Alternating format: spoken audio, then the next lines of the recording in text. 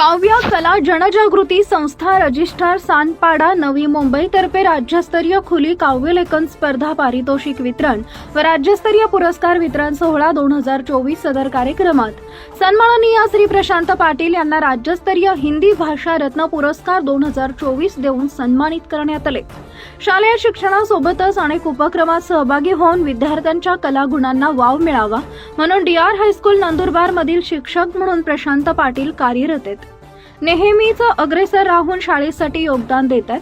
सामाजिक शैक्षणिक सांस्कृतिक उपक्रमात नित्य सहभाग, विद्यार्थ्यांना आत्मविश्वासानं जगायला शिकवणारे एक मनमिळावू संस्कृत गुणी शिक्षक आणि म्हणूनच आज या शाळेचा आलेख चढता आपणास दिसत आहे।